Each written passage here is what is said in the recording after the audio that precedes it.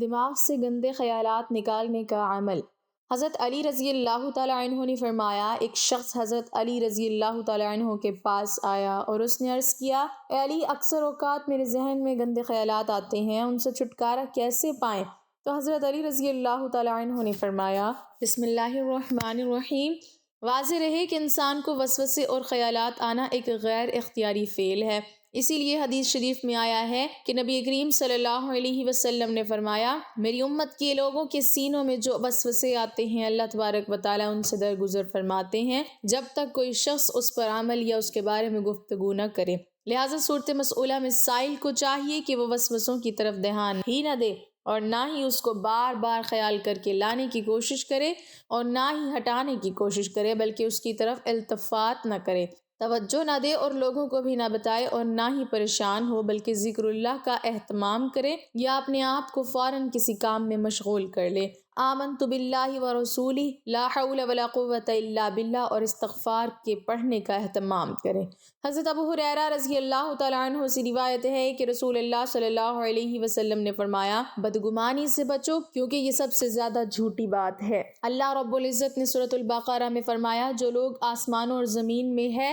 سب اللہ ہی کا ہے، اور اگر تم ان باتوں کو ظاہر کرو گے جو تمہارے نفسوں میں ہیں یا ان باتوں کو چھپاؤ گے تو اللہ تعالیٰ تم سے ان کا حساب لے گا، پھر جسے چاہے گا بخش دے گا اور جسے چاہے گا عذاب دے گا، اور اللہ ہر چیز پر قدرت رکھنے والا ہے۔ اس آیت کے سیاق و سباق کو مد نظر رکھا جائے تو یہ بات بخوبی واضح ہو جاتی ہے کہ اس سے پہلے اللہ تعالیٰ نے گواہی کو ظاہر کرنے کا حکم دیا اور گواہی کے چھپانے سے منع فرمایا۔ لہٰذا اگر کوئی شخص معاملے کو جانتے ہوئے اصل بات چھپائے تو اللہ تعالیٰ دلوں کا حال بخوبی جانتا ہے، وہ ضرور حساب لے گا۔ جس طرح اللہ تعالیٰ اپنی مخلوق کے تمام اعمال کا محاسبہ فرمائیں گے، ان اعمال کا جو انسان کر چکا، اور اس بات کا بھی کہ جس چیز کے چھپانے اور جس چیز کے ظاہر کرنے کا حکم فرمایا، کیا انسان نے اس پر عمل کیا؟ صحیح بخاری اور مسلم میں حضرت عبداللہ عمر رضی اللہ تعالیٰ عنہ سے منقول ہے کہ رسول اللہ صلی اللہ علیہ وسلم نے فرمایا، مومن کو قیامت کے دن اللہ تعالیٰ کے قریب کیا جائے گا، یہاں تک کہ اللہ تعالیٰ اس کے ایک ایک گناہ کو یاد دلائیں گے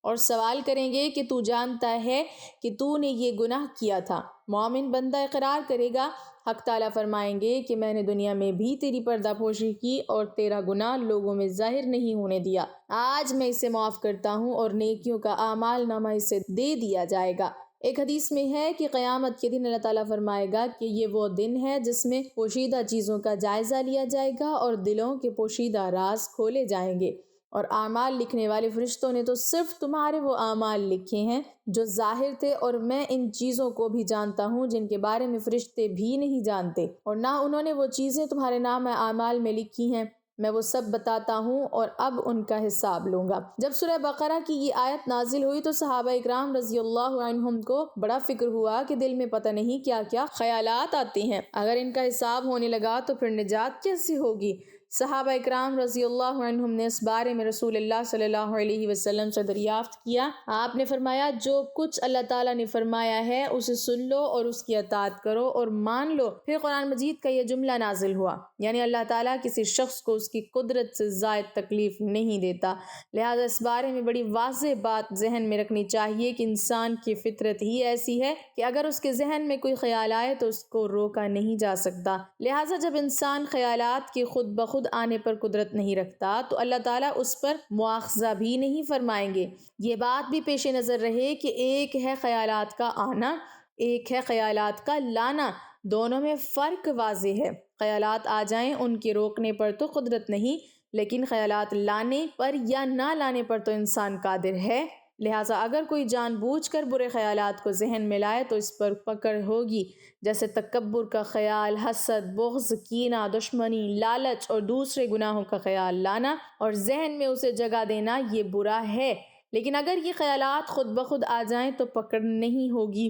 اس لیے کہ ارشاد نبوی صلی اللہ علیہ وسلم ہے، فرمایا کہ اللہ تعالیٰ نے میری امت کے دلوں میں آنے والے خیالات کو معاف کر دیا ہے جب تک کہ ان خیالات کو زبان سے نہ کہا اور نہ ان پر عمل کیا۔ برے خیالات انسان کے ذہن میں جب آئیں تو ان کا علاج بہت آسان ہے، ماہرین نفسیات کی تحقیق کے مطابق ایک صحت مند انسان کے ذہن میں ایک وقت میں ایک طرح کا خیال رہ سکتا ہے، لہٰذا جب بھی کوئی برا خیال ذہن میں آئے تو اپنے ذہن کو کسی اچھے کام اور اچھے خیال کی طرف مائل کر دیا جائے۔ جب اچھا خیال ذہن میں آئے گا تو برا خیال خود بخود نکل جائے گا۔ لیکن معاشرے کے بعض انسان وہ بھی ہیں جن کا ذہن ہر وقت برے خیالات اور گناہوں بھرے وسوسوں سے بھرا رہتا ہے۔ اس کی ایک بڑی وجہ ہے اور وہ یہ کہ انسان کا ذہن ایک کیسٹ کی طرح ہے۔ انسان جو کچھ کانوں سے سنتا ہے وہ آوازیں ذہن میں ریکارڈ ہو جاتی ہیں، اور جو کچھ آنکھوں سے دیکھتا ہے وہ تصویر بھی ذہن میں محفوظ ہو جاتی ہے۔ اب اگر انسان کیسٹ میں گناہوں بھری آوازیں محفوظ کرتا رہے اور ممنوعہ مناظر کو ذہن میں نقش کرتا چلا جائے، اور جب ذہن میں وہ کیسٹ چلے تو اب یہ انسان پریشان ہو کر چاہتا ہے کہ اس میں سے نیک باتیں سنائی دیں اور اچھے مناظر دکھائی دیں، تو یہ ناممکن ہے، خلاف فطرت ہے۔ اس لیے اگر انسان اپنے سننے کی چیزوں کو پاکیزہ بنا لے، دیکھنے اور پڑھنے کی چیزوں کو پاکیزہ بنا لے، تو انشاءاللہ دل میں آنے والے برے خیالات سے چھٹکارا ہو جائے گا۔ اللہ تعالیٰ چونکہ ہمارے ذہن میں چھپائی جانے والی اور ظاہر کی جانے والی باتوں کا بہرحال حساب لے گا، اس لیے ہمیں زندگی اس طرح گزارنی ہوگی کہ اگر کچھ باتیں ہمارے ذہن میں دوسروں کے فائدے کی ہوں وہ ضرور بتائیں، انہیں نہ چھپائیں، جیسے گواہی چھپانے سے منع فرمایا، اور ایسی باتیں جن سے دوسروں کی اصلاح ہو سکتی ہو، اور بہت سی ایسی باتیں جن سے کسی کو دینی یا دنیاوی فائدہ پہنچ سکتا ہو، اور اگر کسی کے بارے میں بری باتیں معلوم ہو جائیں تو اسے چھپایا جائے۔ رسول اللہ صلی اللہ علیہ وسلم نے یہی ہدایت دی ہے کہ جو کوئی دوسرے مسلمان کا عیب چھپائے گا، اللہ تعالیٰ قیامت کے دن اس کے عیوب کو چھپائے گا، اور انسان بھرپور کوشش کرے کہ اس کے ذہن میں اچھے خیالات آئیں، برے خیالات پر پریشان ہونے کی بجائے ان کا علاج کرے، اپنے دیکھنے، سننے اور پڑھنے کی چیزوں کو پاکیزہ بنائے،